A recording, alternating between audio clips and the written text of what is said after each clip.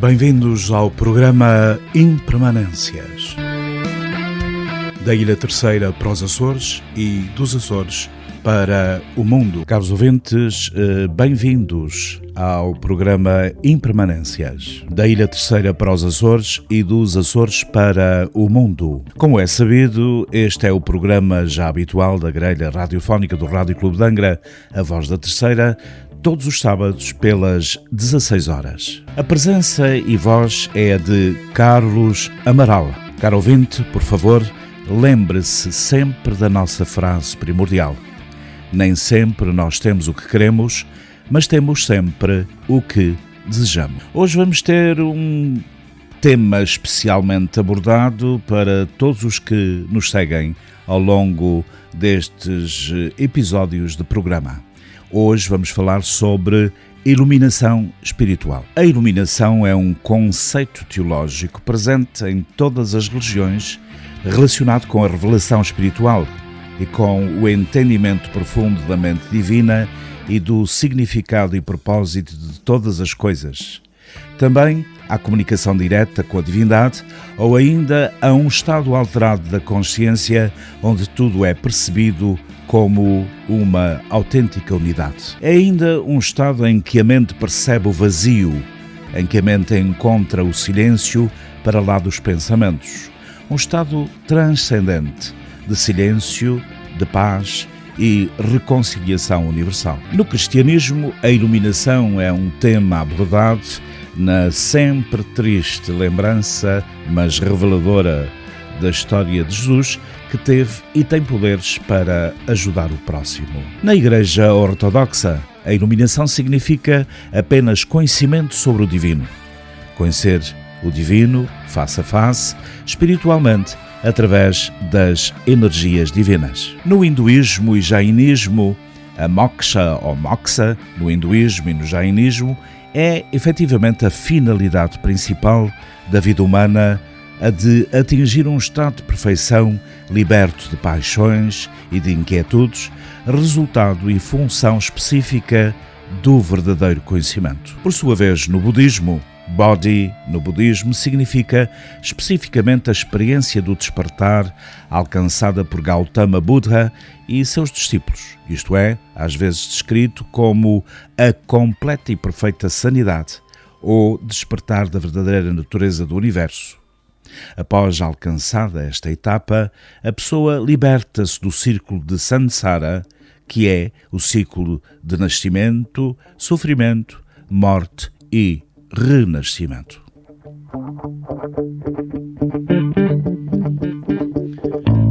Por sua vez, no Zen budismo, Satori, no Zen budismo, significa literalmente compreensão e refere-se a um estado de iluminação espiritual profundo e duradouro.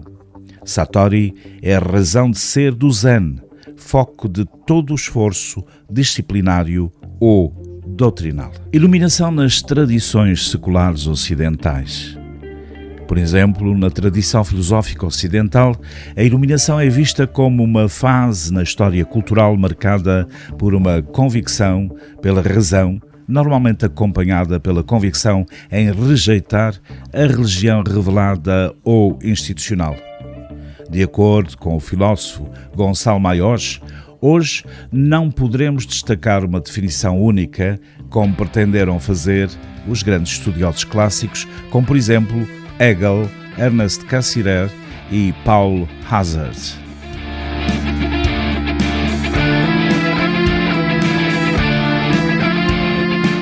A ilustração é, pois, um processo de longa duração, de evolução interna e que se relaciona com outros processos sobrepostos, alguns dos quais podem ser mais duradouros, globais e básicos, como mesmo a modernidade, e que não se inscrevem somente na alta cultura, mas no marco mais decisivo e fundamental da mentalidade e dos modos de vida social. As ideias, por sua vez, e a sociedade ilustradas não aparecem em todas as partes iguais e ao mesmo tempo. Os contextos sociais, culturais, económicos e políticos são muito diversos e são a causa que nos obriga a falar de uma multiplicidade de ilustrações que os estudiosos normalmente designam com os termos das diversas línguas e, portanto, é necessário que estejamos por dentro de todas estas etapas do pensamento humano. Interessantemente, na definição de Kant da iluminação, encontramos o seguinte, e isto de acordo com o ensaio de 1784, respondendo à pergunta o que é a iluminação. Immanuel Kant descreveu o seguinte sobre o tema. Iluminação é um homem liberto da auto-incorrida tutela. Tutela é a capacidade, ou incapacidade, melhor dizendo, de usar o seu próprio entendimento sem ser guiado por outro. Tal tutela é auto-atraída se a causa não é carente de inteligência, mas antes uma carência de determinação e coragem para usar a inteligência sem ser guiado por outro. Kant racionaliza que, embora um homem deva obedecer aos seus deveres civis, ele deve fazer um uso público da razão. O seu lema para a iluminação é sapere aude, ou ouse saber. Portanto, ficará para sempre gravado na nossa memória. Na controversa análise da sociedade contemporânea ocidental, que se designa Dialética da Iluminação, de 1944, revisada em 1947, Theodor Adorno e Max Horkheimer desenvolveram um extenso e pessimista conceito de iluminação. Na análise, a iluminação tem um lado obscuro, enquanto se tenta abolir a superstição e os mitos da filosofia fundamentalista, ignorando-se a própria base mística. O esforço em direção à totalidade e convicção levam a um aumento de instrumentalização da razão. Na visão, a autoiluminação deve ser iluminada e não baseada numa visão de mundo livre de mitos. Em primeiro lugar, a iluminação espiritual tem efetivamente muitos significados. A palavra iluminação significa a plena compreensão de uma situação. Se considerarmos esta definição, a iluminação espiritual deve ser definida como a plena compreensão do mundo espiritual e do nosso lado espiritual. Por sua vez, a iluminação espiritual também pode ser designada de despertar espiritual ou crescimento espiritual.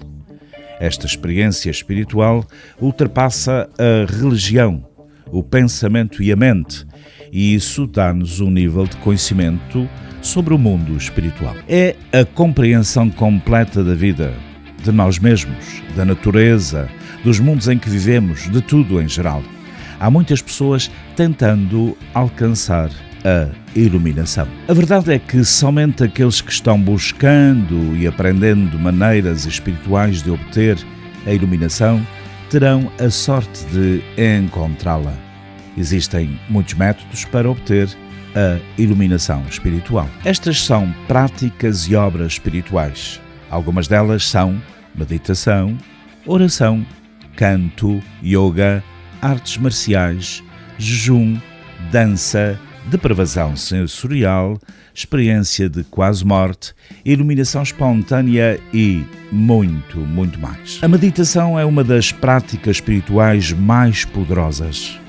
Ela vem em vários tipos e o caro ouvinte pode experimentá-los e escolher a melhor qualificação nesse enquadramento que quiser e sentir que está muito mais adstrita à sua vivência e à sua própria experiência. A meditação é um método para acalmar a sua mente e trazer a sua atenção para o seu eu interior, o seu mundo interior. Isto ajudará você a limpar a sua mente e os seus pensamentos. Ensina a concentrar-se no seu interior e não no mundo material exterior. Por sua vez, a oração é outro método poderoso de iluminação espiritual. Mas estou falando de ouvir o divino, não orando por ajuda. Hoje em dia, orar não é o que deveria ser. As pessoas rezam para apenas pedir ajuda totalmente, somente quando precisam de um milagre. Estas orações não nos ensinam a própria espiritualidade. As orações reais são quando contemplamos e silenciamos as nossas mentes, esperando pelo divino e pela sua presença. estamos ouvindo a nossa mente pacífica, estamos calmos e cheios de gratidão. E este tipo de oração pode levar-nos à iluminação pretendida. Cantar, por sua vez, é cantar palavras e sons que nos ajudam a alinhar a nossa energia espiritual interior com o divino. Portanto, cantando como um método de iluminação espiritual é frequentemente usado em diferentes culturas. Por exemplo, a cultura africana, a havaiana, a nativa americana. Pode aparecer em diferentes formas como o canto gregoriano, as leituras do Alcorão, os cânticos budistas, os cânticos védicos, os mantras e muito mais. Estes cantos vão acalmar a nossa mente. Eles também mudam a vibração do nosso corpo.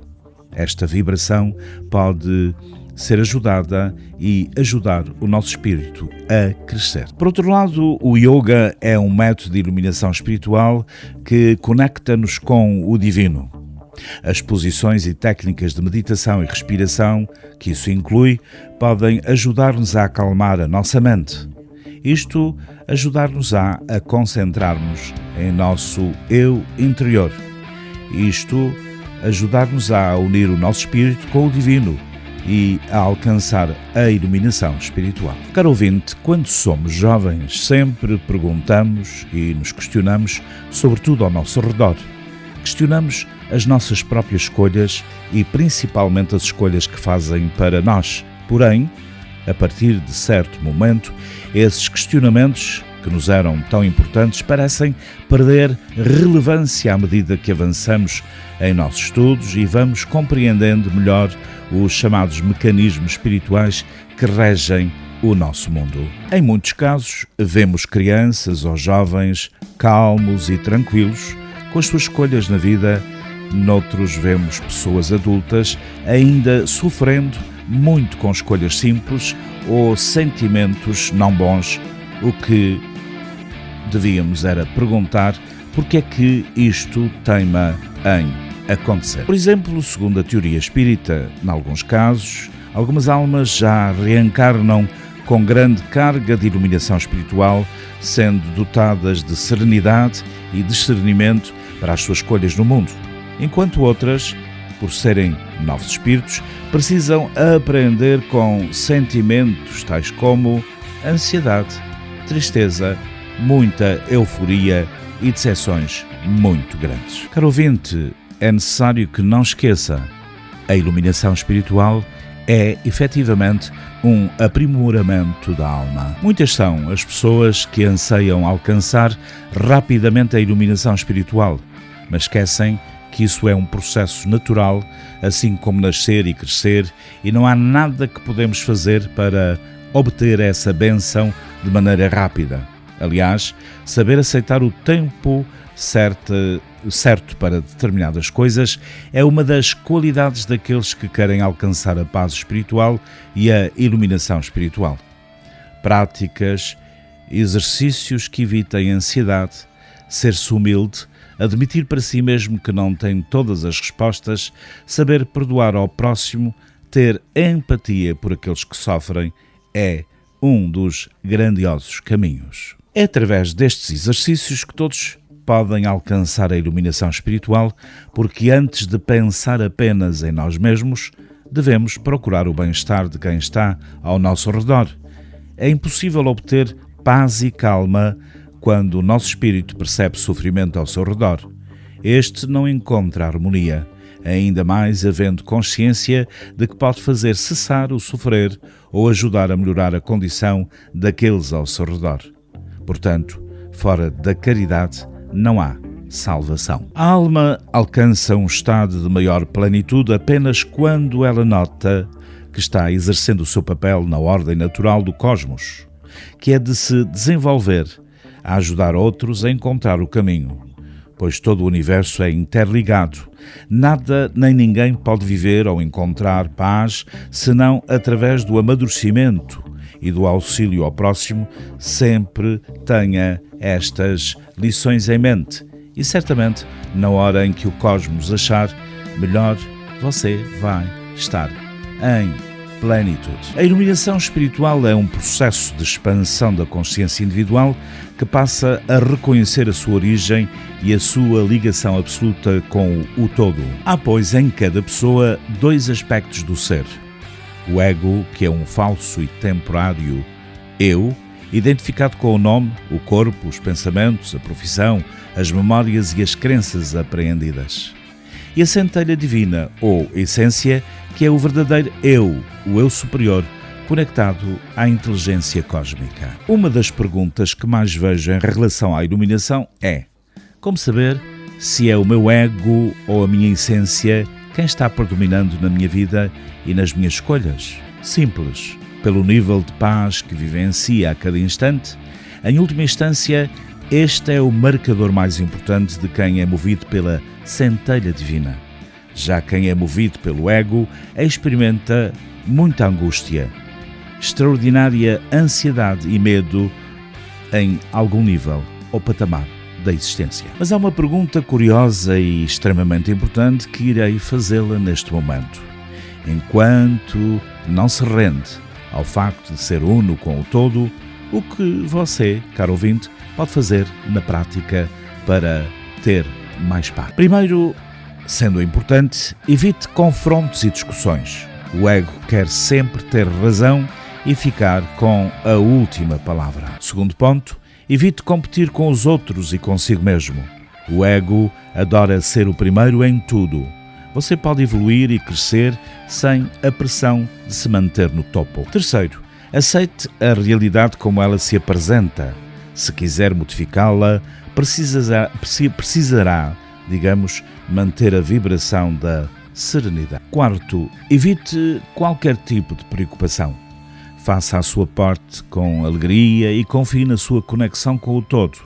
Você nunca esteve separado dele, portanto, faça com que esta ideia permaneça e faça a sua própria divulgação na mesma. Não queira agradar aos outros. Faça sempre o que é bom para você e assuma as suas escolhas, sem qualquer tipo de culpa. Sexto, confie nos propósitos divinos na sua vida. Pare de questionar as provas e situações que chegam para você. Não existe efeito sem causa, nem causa sem efeito. Esta é a lei. Nada acontece ao acaso. Sétimo, evite dar prazos irreais e colocar pressão sobre o que quer. Nada afastará mais o que deseja criar que usar o tempo como inimigo. Faça as pazes com o fluxo da vida. Oitavo, desapegue-se de tudo e de todos. Solte a necessidade de ter, ser e fazer qualquer coisa. Paradoxalmente, ao soltar a necessidade, atrairá aquilo que ansiava desesperadamente no passado. Nono, medite diariamente. Reflita também. Silenciar a voz e os pensamentos trará paz, conforme persistir na prática. Tenha contacto diário com a natureza. Valem animais de estimação, árvores, lagos, rios, praia, plantas do quintal, vizinho na janela. Ou seja, a natureza transpira paz e vai contagiar você mesmo. Há muito que lembro de recitar a seguinte frase: sou feito de céu e terra.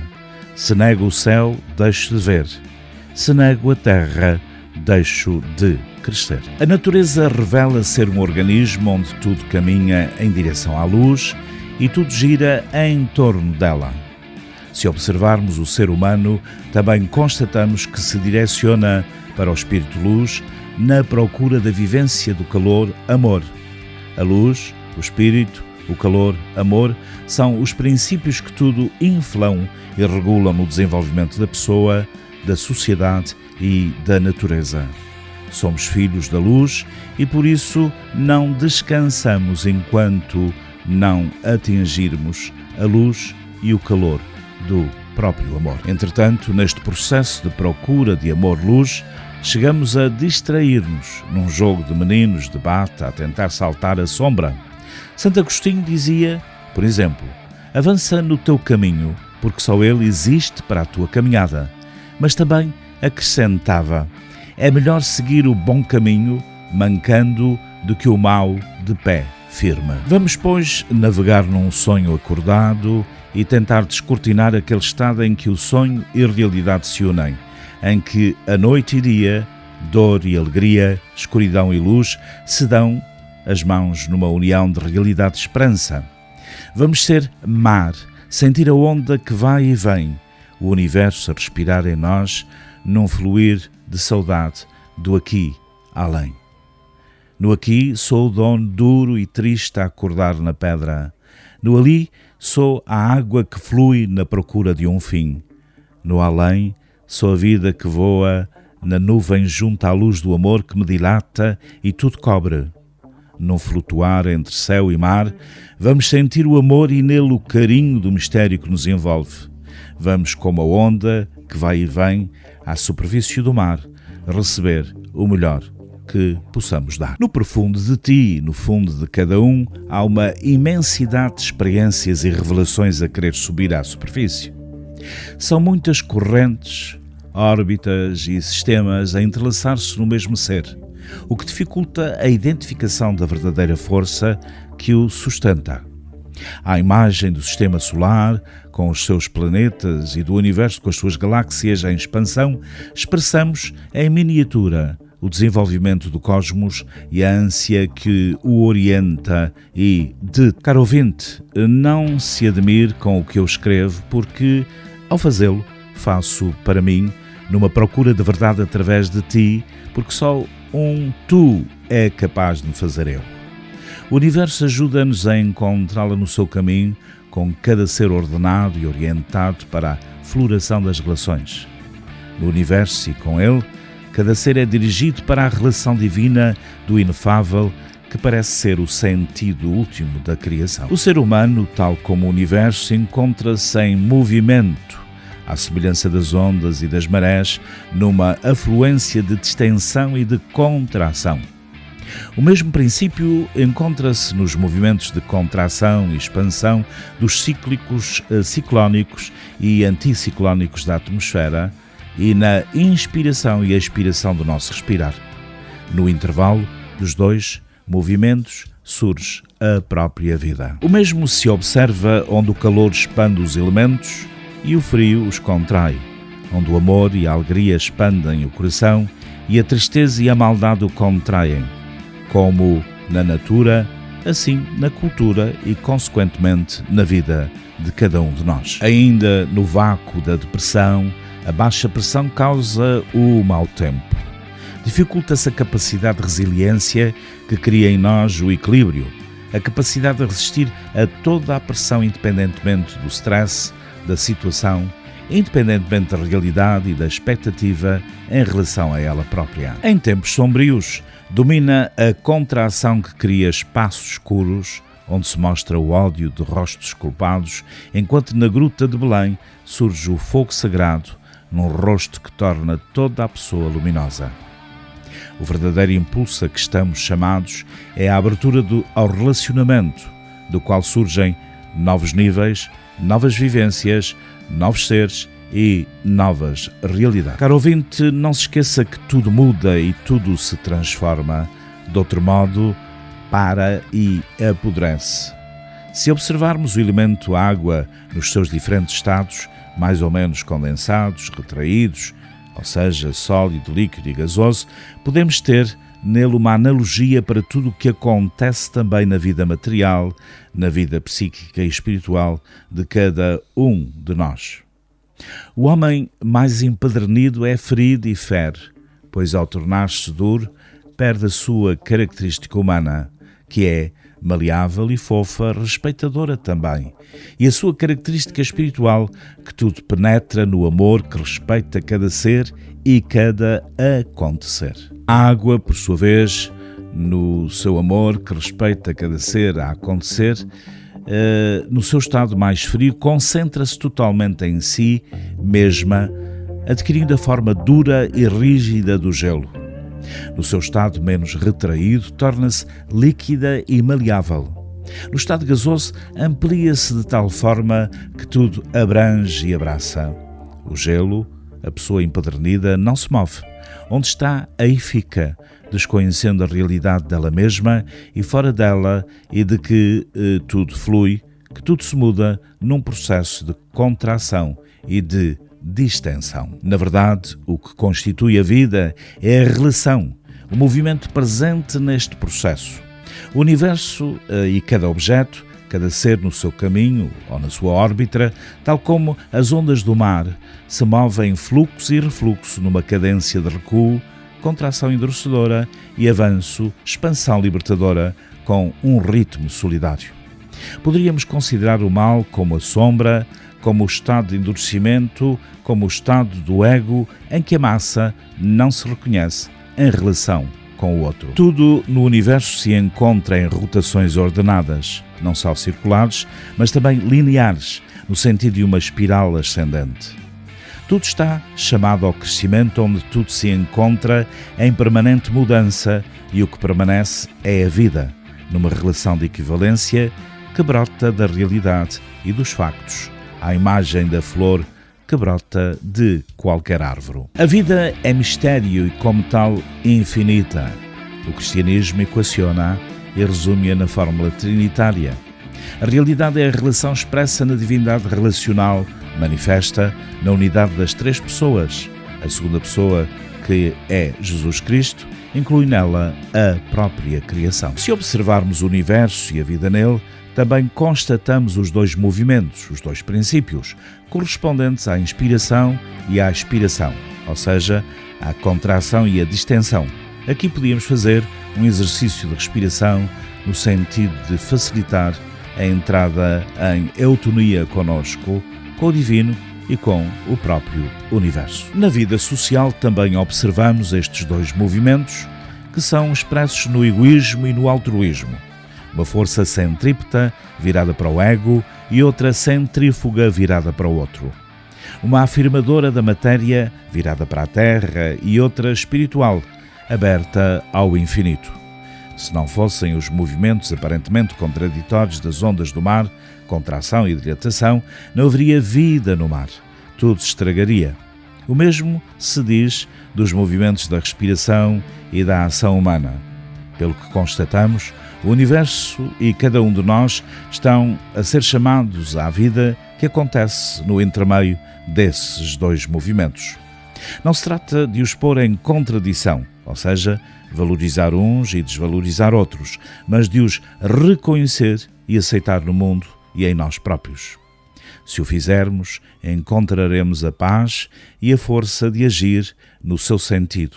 Então, deixaremos de ser meras ondas para tornarmos-nos o próprio mar. Já Paulo dizia que o batizado se torna filho da luz.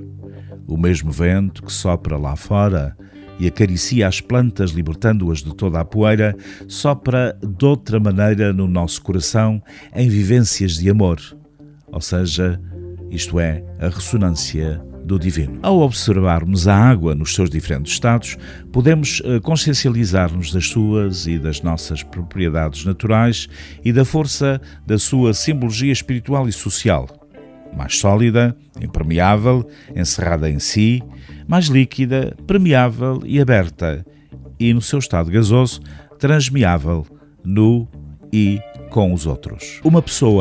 Uma massa mais expandida é mais permeável, permitindo nela mais ondas e mais diferenciados níveis de vibrações. Semelhante fenómeno acontece no âmbito do pensamento e dos sentimentos, sendo eles de maior ou menor alcance. As pessoas de consciência energética menos massificada têm mais compaixão e empatia com os seres que a circundam, chegando a ponto de atingirem um estado de união com os outros seres, que os leva a sentir menos a necessidade de definirem-se ou de se delimitarem. O medo, a dor, o ódio, o não saber, corresponde ao ato de distanciar-se, de se contrair e de limitar-se no viver, no sentir e no pensar, e corresponde a estar numa forma de energia contraída e ensimismada. Uma fixação no movimento do ter sem passar à forma alargada do ser.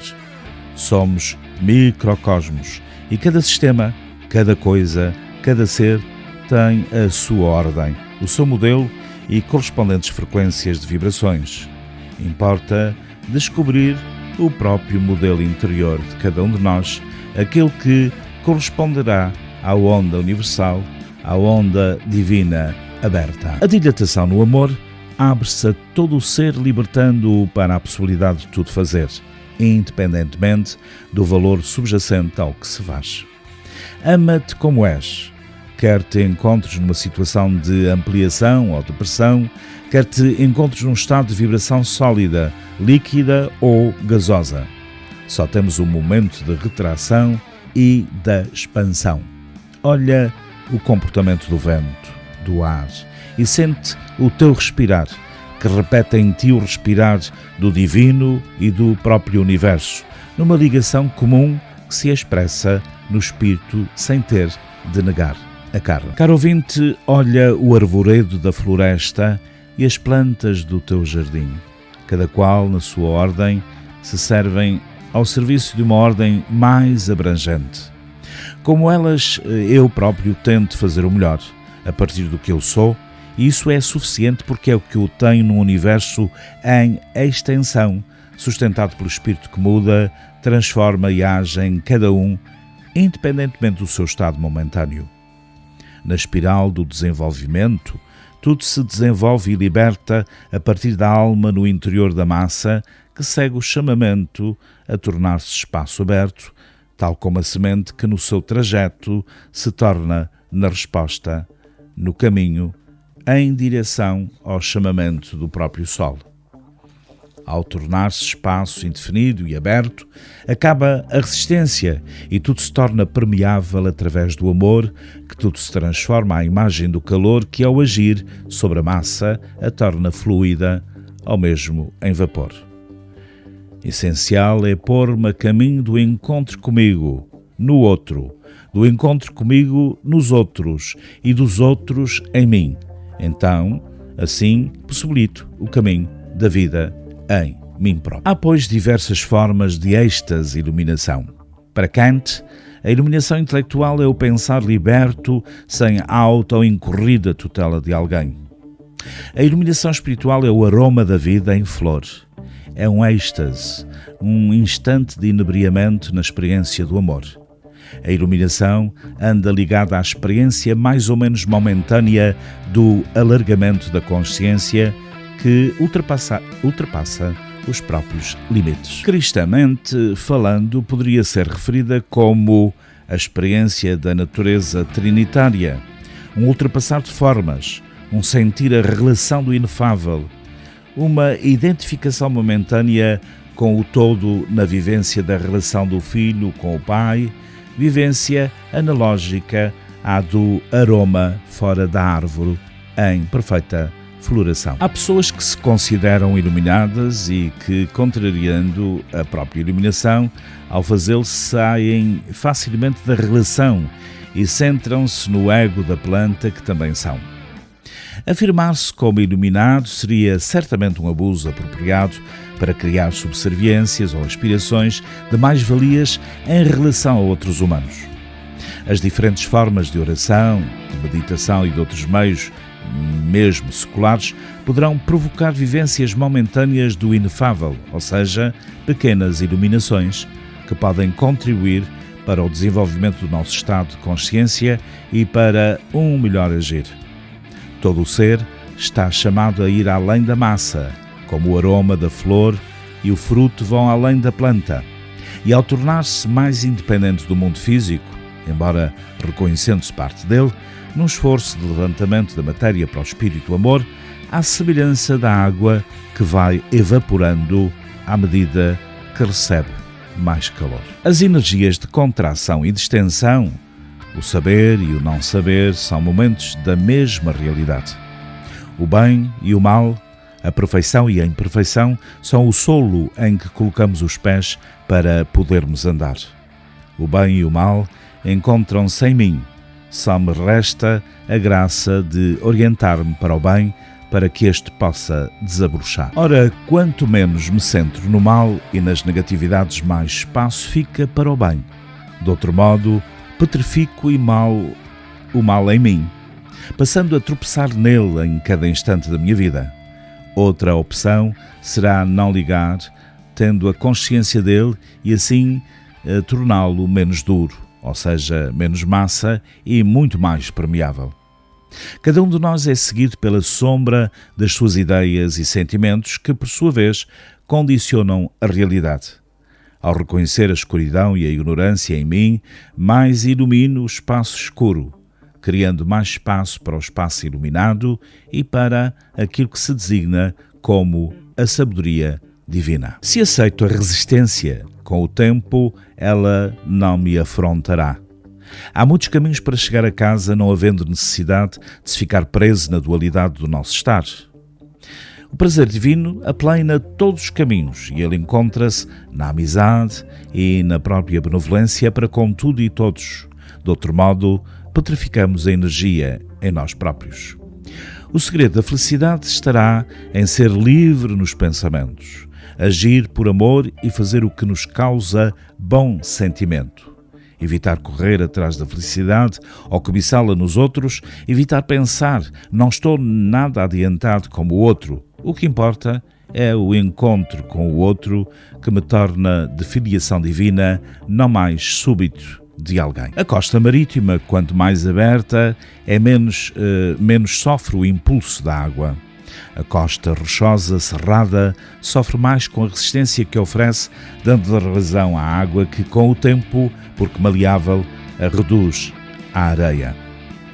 A contração da massa em forma de rocha sólida torna-a dura, mas mais fraca que a água constituída de energia, mais distendida e aberta. Esta, por sua vez, dá-lhe a vantagem sobre a massa contraída. Mais sólido, mais líquido ou mais gasoso, ou seja, mais espiritual, o que importa é a abertura do aceitar-me como sou e não oferecer resistência ao outro aceitando-o como é. Isto, porém, pressupõe aceitar-se como se é e colocar-se nas mãos do divino e querer o bem na certeza de que o resto virá por acréscimo. Pois bem, anda comigo. Segreda o espírito e sussurra o vento que se estende e quando passa tudo move e abraça. Não procures fora, nas ideias e nos objetos, o que está dentro. Está atento ao teu respirar e reconhecê-lo-ás no pulsar das estrelas, no ondular do mar, na noite e no dia que impelem o teu andar. Abre as comportas com mais cuidado para não sofreres nem provocares inundação. O mal é como a sombra que só está onde não há sol, onde não há amor. A realidade aparece sob a forma de sol e sombra não interessa combater a sombra. Importante é aprender a redirecioná-la. Vaidade das vaidades, tudo é vaidade. No término deste nosso programa de hoje, a iluminação espiritual parece uma coisa muito difícil de atingir. Muita gente pensa que é preciso ir para o Tibete e virar monge. Hoje em dia, este conhecimento está disponível para qualquer pessoa no Ocidente que efetivamente o queira. A primeira coisa é aceitar e reconhecer a existência da centelha divina que existe em cada um e, de acordo, caminhar lado a lado com o progresso. E assim chegamos ao final do nosso programa de hoje e falámos de espiritualidade de uma forma, também poética e, por que não, para fazer com que possamos refletir. A reflexão é importante em cada frase, em cada palavra, porque é sobre reflexão que nasce a meditação. E não esqueça que estaremos no próximo sábado de novo pelas 16 horas na vossa companhia. Não esqueça também a frase final: entre o pouco que se sabe e o muito que há por descobrir, fica sempre a vontade de ouvir.